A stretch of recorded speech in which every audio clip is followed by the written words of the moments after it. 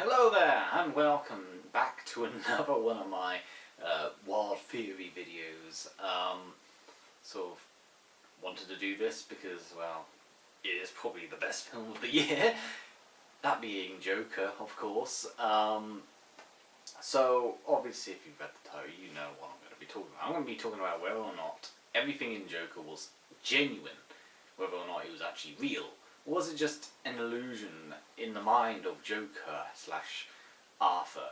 So, right off the bat, I should probably warn you, there won't be any clips here, there won't be any pictures, mainly because Warner Bros. For me are probably the biggest dicks when it comes to copyright. Like, for me personally, I don't really have much of a problem with any other company, but when it comes to Warner Bros., they really are strict.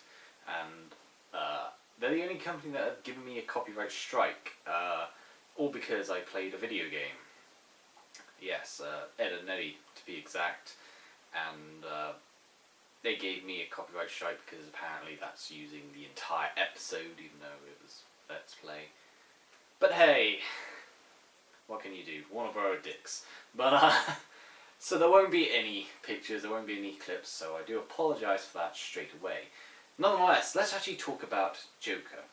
So, for those that may or may not know, for those that have been living under a rock and haven't seen the film ends with Arthur laughing at presumably Arkham Asylum, or a psychiatric ward for that matter, any psychiatric ward for that matter, and he's with a psychologist, and of course she asks what you're laughing at, and of course he's thinking of the Wayne murders, and it pretty much ends with him dancing out of the psychiatric evaluation with bloody footprints until he is chased by some orderlies. Now, the reason why a lot of people think this ending seems to suggest or reveal why, or that this movie is all made up, or is an illusion by Arthur, is throughout the film we are given these hints, we are given these somewhat clues to what is going on. Someone has even pointed out that the clocks on the walls during the film never changed the time. They were always the same time no matter what. But we are also shown a sort of love story in this film with Zazie Beetz' character, who is a single mother who lives in the same apartment as Arthur. However, we find out quite quickly that this relationship goes quite quickly itself. It doesn't really make too much sense, and then we find out when he wanders in to her apartment to sob about what has happened to him and about how bad his day has been. In this self-pity moment, I guess you could argue, she freaks out. She's never seen him before, and it turns out the whole relationship was just an illusion made up in his head. We are also told that his mother has suffered from illusions herself, and Arthur takes medications to help with his psychiatric problems. So, there's a lot of clues to whether or not this film is genuine or not. And for me, there are some other telling clues other than the clocks on the walls, other than the love story. And I don't know whether these points have been, suggested by other people, because there are quite a lot of people who, have made theories up about this film. But for me personally, there are certain things which makes you wonder what's actually happening, makes you wonder if it is genuine. And I don't know whether anyone's talked about this before, and I do apologise if someone has already done this, but there are some things that I think should indicate, or are indications, that this is mainly made up in the mind of Arthur. For one thing, the Joker in the comics always likes to change his backstory because he prefers to keep it, multi-directional. There's no real past. It's multiple choice, as he puts it in The Killing Joke. And I think this film does try its best to do a similar effort, and one of the few things that I really want to talk about involves, and I'm sure YouTube is going to absolutely hate this video for talking about these points, but for one thing, it's the guns, the gunshots, and the pornography in Arthur's little notepad. Now, the reason why I want to talk about those 2 points in particular is because they're both for me clues as to whether or not this is real or not. So let's start off with the guns, shall we? So throughout the film, or early on in the film, straight away pretty much, Arthur is beaten up by a bunch of kids while he's dancing around as his carnival persona, which is the clown name that he's given for his clown job, and the sign gets stolen, he gets beaten up, they steal a bit of money from his wallet and they rush off, basically. After this incident, one of his clown colleagues gives him a gun.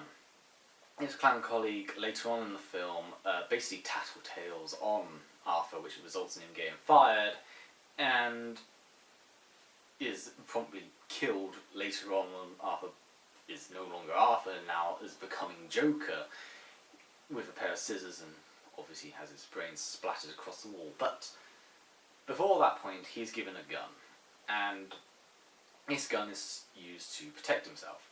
After he is fired because the gun falls out in a children's hospital, he is on a train sobbing, or gloating about what has happened. He sees a young woman being teased by three Wayne employees, young men who are basically acting like dicks.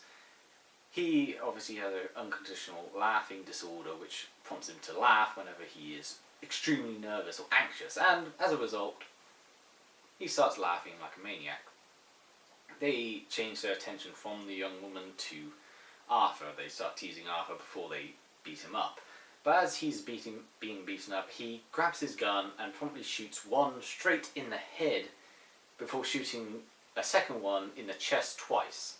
He manages to shoot the third one in the leg, not missing once, and while waiting to get off the train, because obviously this third guy is running for his life, Arthur manages to shoot him through the spine and essentially paralyzes him right then and there, before walking up and executing the third man straight away.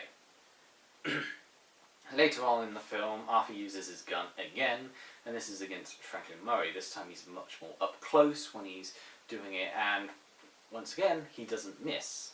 In fact, when he gets up and shoots the corpse of Franklin Murray, he doesn't miss again. Now, you may be wondering why I'm talking about the gun in particular. Well, my gun theory is sort of a indication over whether or not this is real or not. You see, when Arthur first gets the gun, he's playing around with it, and he accidentally fires it into the wall, like the clumsy clop he really is. Arthur is never really seen as truly competent in the film.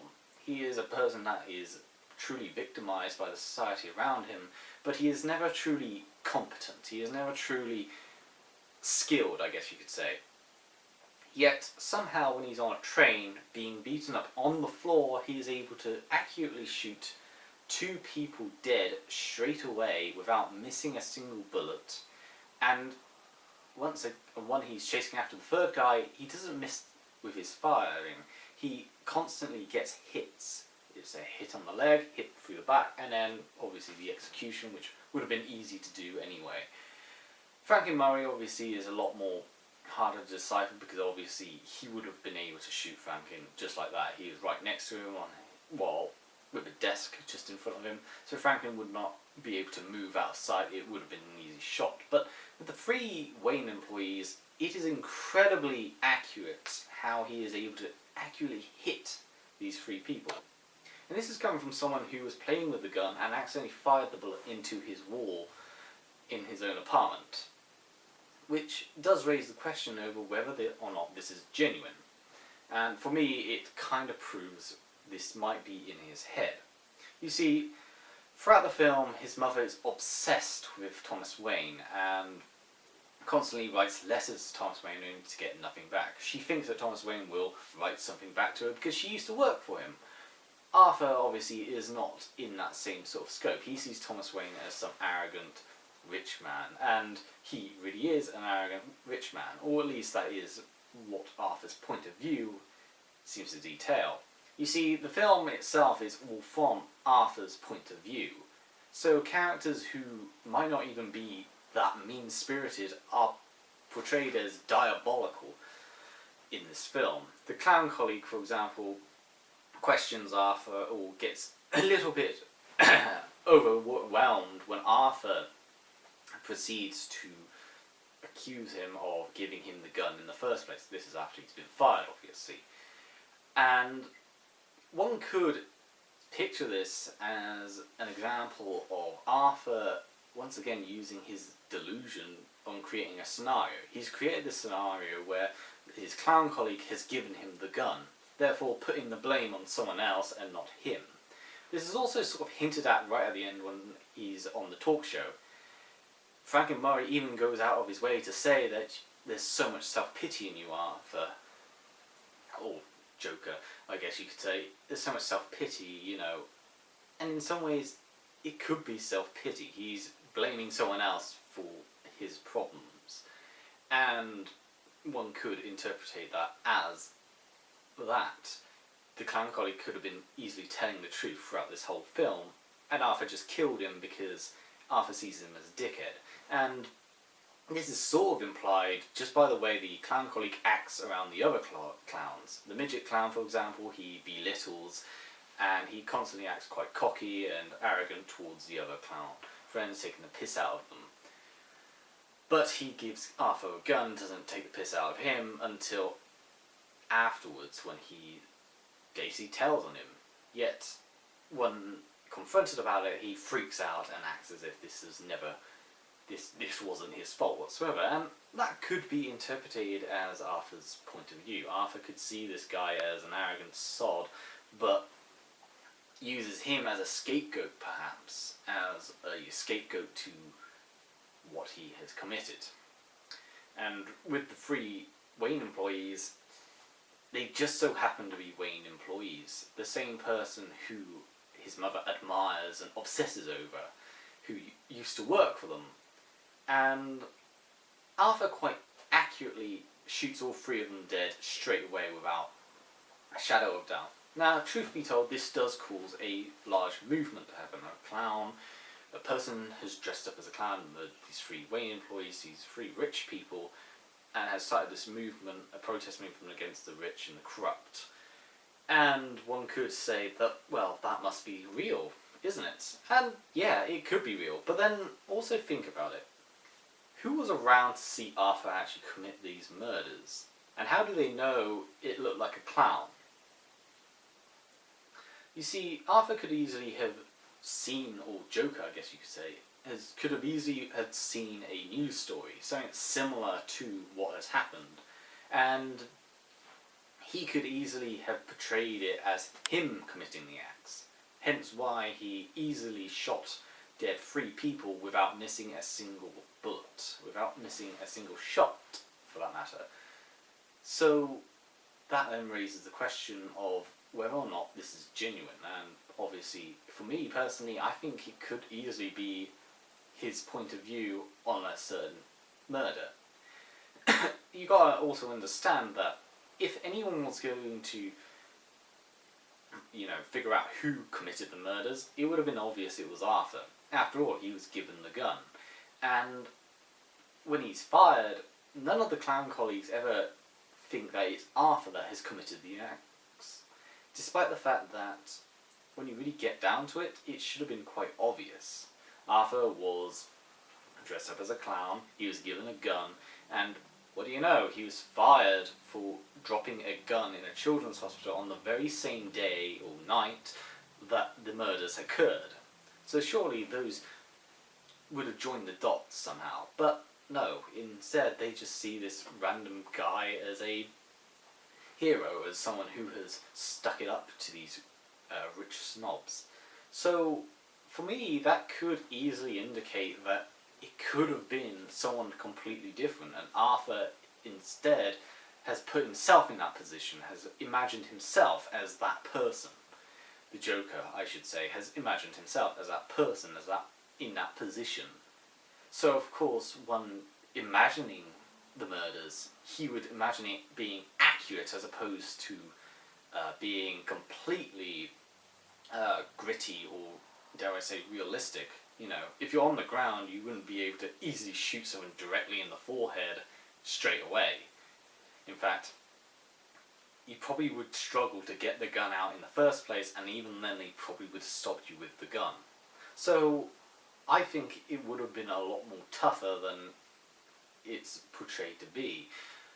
And obviously, in the eyes of the Joker, he would see it as easy. He easily killed these three people, that's it. That's all that needs to be added to this narrative. There's nothing more that needs to be talked about.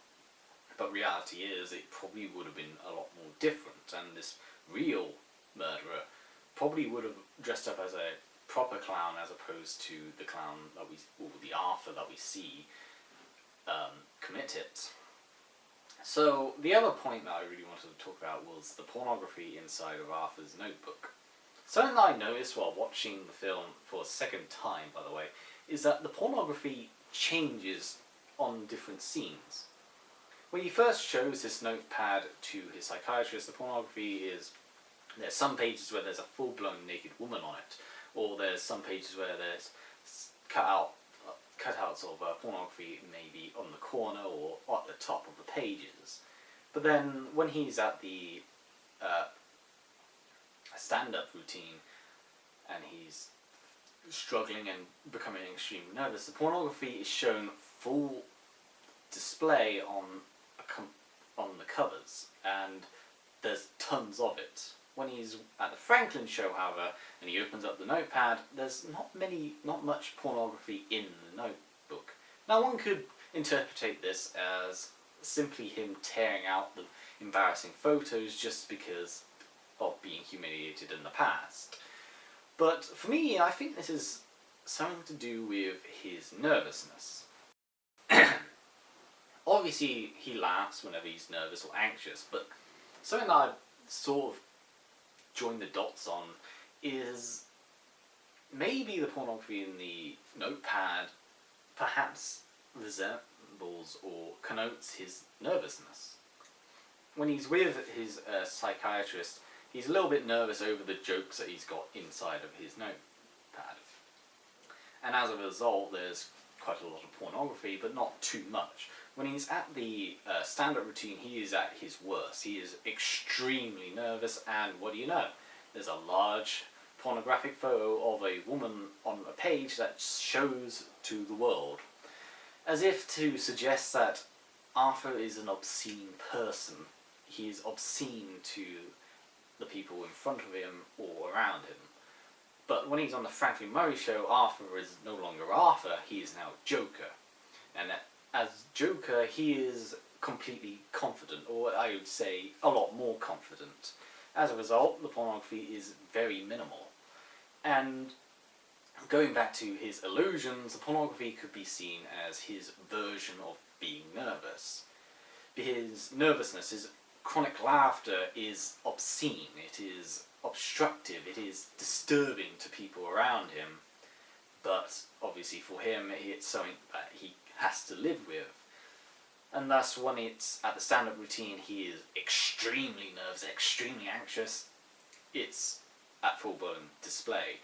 But when he's at the Franklin Murray show, it's not. It's just little bits here and there, but that's it. That's just the little niggles getting at him. So, with that in mind, I do think that could connote some sort of suggestion that the film is all inside of his head. But there are a few other points that I really want to point out. The clown protests, for example. The clown protests happen extremely quickly when you really get down to it. The whole film more or less centres around a really bad week, about a guy who had a really bad week, I guess you could say. And yet, after these murders, all of a sudden there's people who instantly know what this clown guy looked like. He had green hair, he had a red nose, he had white makeup, etc., etc., he had the blue diamond eyes. Yet everyone seems to already know that, and immediately there is a large amount of protests about. Now you could have pinned this on Thomas Wayne calling the thugs or the clown killer a clown, and calling all lower citizens clowns, which could lead into the fact that loads of people dress up as clowns. But when you really get down to it happens so quickly that you almost have to argue whether or not this is actually inside of Arthur's head. Once again, the Joker could easily have made up this scenario where instantly everyone was on his side, and they didn't know it, obviously. That instantly people were going to grow up and start fighting back against society that has wronged him so much. And I think you could pin that on it. But there's also one specific moment which for me begs the question over whether or not this is a reality or not. It's when the clown protesters are outside the charity event hosted by Thomas Wayne, and Arthur just walks through like it's nothing, and no one ever questions him or budges him out of the way, and no one really notices him. Now that could be obviously leading up to the main overall theme of Arthur's story arc over the fact that he has never been noticed and he wants to be noticed. And that is incredibly accurate, that is incredibly true, there's no doubt in my mind about that. But during this moment, the police, there's a few security guards and they get in a bit of a scrap with some of the clown protesters over this barricade. And Arthur manages just to walk underneath the barricade and walk straight down to the basement of the hotel where he's able to disguise himself as a hotel bellhop. And, well, that does raise a lot of questions over whether or not this is real or not. You see, if there was all that security, surely someone would have noticed Arthur sneak underneath the barricade. In fact, surely any of the clown protesters would have noticed Arthur sneak underneath the barricade. You see, the clown protesters could easily resemble the rage inside of Arthur. The clown protesters are essentially this growing force that is growing inside of Arthur himself, and the rage that is building up to the eventual outcome, which is the killing of Franklin Murray. Arthur obviously uses the clown protesters as a personified symbol of his anger, and yet, despite this, he is still able to sneak past underneath this one barricade without being noticed by anyone, which does lead us to believe that maybe this was, once again, an illusion. Maybe there wasn't any clown protest whatsoever. There may have been security, but what if these clown protests was nowhere to be seen? And Arthur just so happened to sneak past for no apparent reason and was able to get inside and get close to Thomas Wayne, which once again goes back to his interpretation on things. Once again, the story is following Arthur, and as a result of following Arthur, things are going to be seen from his point of view. When he meets Thomas Wayne is arrogant, he is up his own arse, and he doesn't give a shit about Arthur or anyone around him. He quickly punches Arthur in the face, and yet, once again, this is after Arthur thinks that Thomas Wayne is his father, and this supposed fatherly figure just beats him like that.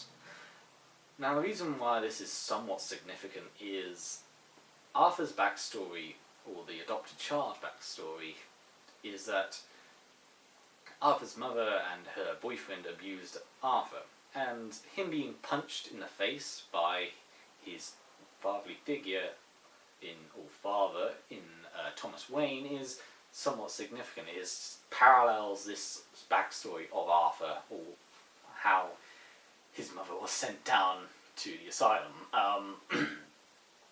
So, not only that, his other fatherly figure in Franklin Murray mocks him. He not only suffers physical abuse from a fatherly figure, but he also suffers somewhat mental and psychological abuse from the other fatherly figure, as if to suggest obviously to connote back to the character or the unseen boyfriend of his mother who abused him a lot.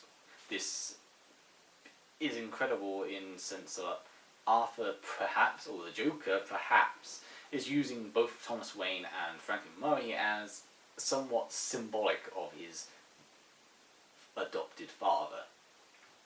Using both of them as his adopted father morphed into two people. You got the psychological abuse, mental abuse, and you got the physical abuse.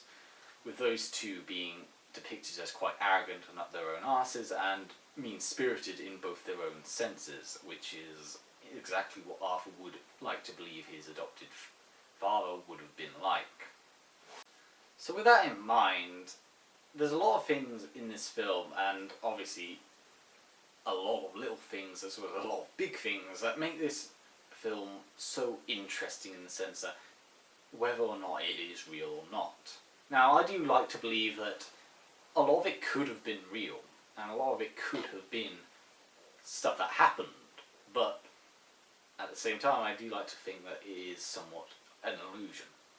In the sense that I believe that the Joker and Arthur are almost two different people. And this has almost been confirmed by the director, Todd Phillips, who almost presents the Joker and Arthur as two different people. But this isn't just on the, makeup or costume design department, no. This is just on a physical and even somewhat mental behaviour. Arthur is not really stable, but he is somewhat friendly, I guess you could say. He is someone who is very timid, very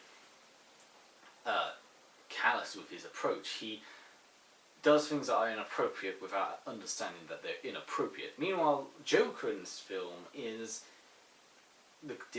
just the opposite. You see, even the way Arthur speaks and the Joker speaks are almost different to each other.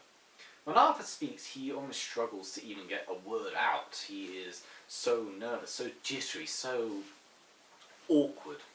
Whereas Joker, on the other hand, he almost speaks fluently. He almost speaks like he knows what he's saying and behaves in a sense that he knows what he's doing. He doesn't. He also seems to be a lot more intelligent than Arthur ever is. For example, when he's on the train, he knows that if he steals the mask of a clown protester, the clown protesters are already quite volatile as it is. By just stealing a mask of a clown protester and causing a fight on board the train, he manages to manipulate people into just attacking each other. And by being on television, on live television for that matter, he knows that anything he says or does will provoke and shock people. And when he speaks during the live televised talk show, he speaks a lot more fluently than Arthur really ever does in the film. But it's not just that, but also physically, both Joker and Arthur look quite different. And I'm not saying just because of the makeup and the costume, but I'm also saying based on Arthur's and Joker's just looks in general. When you see Arthur, Arthur is quite a scrawny and, dare I say, wrinkly looking man. And I know that's Joaquin Phoenix, and I know that might sound quite insulting, but if you look at Joker and Arthur side by side, you'll notice they look almost completely different to each other. Arthur is quite a wrinkly, almost old man, despite the fact that he's meant to be maybe in his 30s, mid-30s, but he seems like an old man trapped inside a child's body, a child stuck inside a old man's body. While Joker, on the other hand, looks less wrinkly and looks a lot more youthful, dare I say. He also doesn't seem as scrawny or skinny as Arthur ever is. Arthur also looks quite scruffy, whereas the Joker looks a hell of a lot more cleaner and smarter. Now, once again, this is obviously this could easily be Joker just preparing himself for the talk show, so obviously he needs to look smart.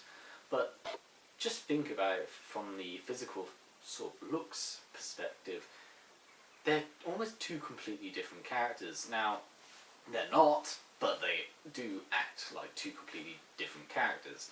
And it almost is symbolised by the fact that when Arthur kills his mother, he even says to her, "I've always hated the name Arthur." And when he gets on the show, he wants to be introduced as Joker. And no one ever refers to him as Arthur from that point on, let's be honest now. So, what am I getting at? Well, for me personally, I think that this film is the Joker's point of view, not Arthur's. You see, the Joker is like I said, a different character to Arthur, in the same sense that Anakin Skywalker is different to Darth Vader. They're the same person, but they're almost two different characters entirely, from looks and behaviour and just all around persona.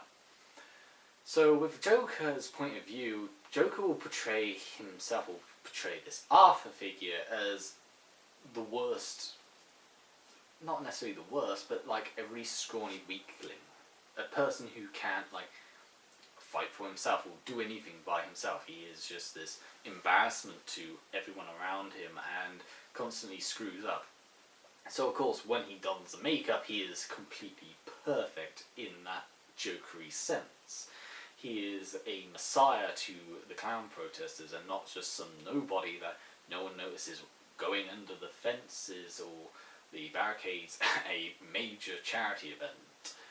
The same person that somehow isn't in trouble or supposedly witnessed to have committed murders, and yet at the same time during these murder sprees it's always so perfect in that jokery sort of way.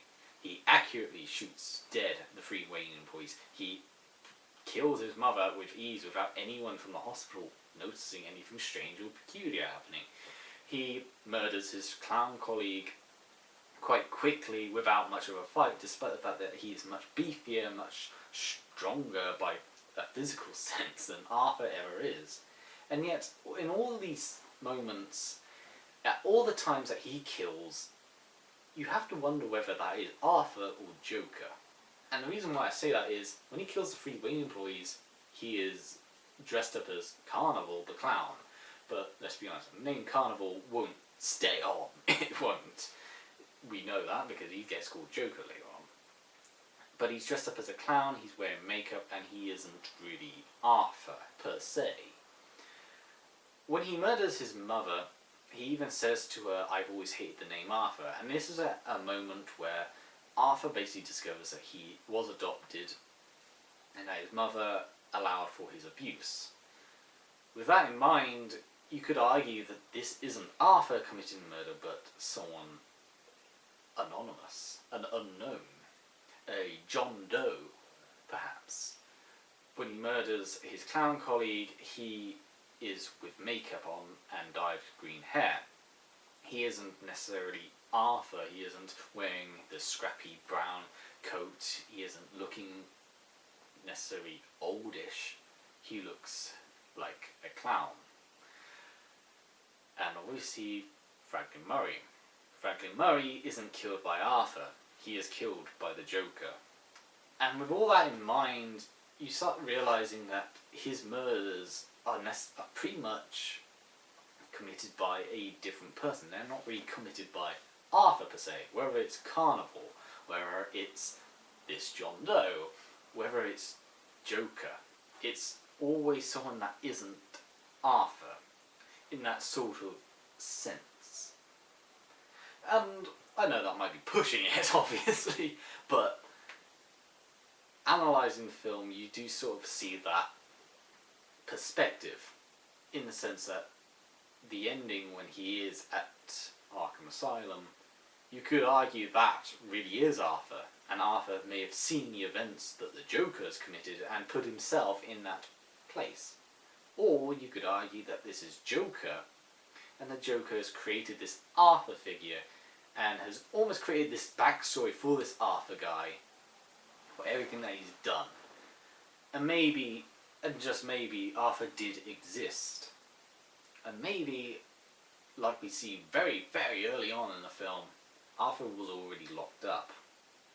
It is highly possible that this was all just a scenario created in the head of the Joker or Arthur. In the sense that they don't really see eye to eye, they don't really see things accurately, but they like to portray each other as the same thing. That this Arthur became the Joker, or in the sense that the Joker has created Arthur, so that Arthur is the scapegoat to become the Joker.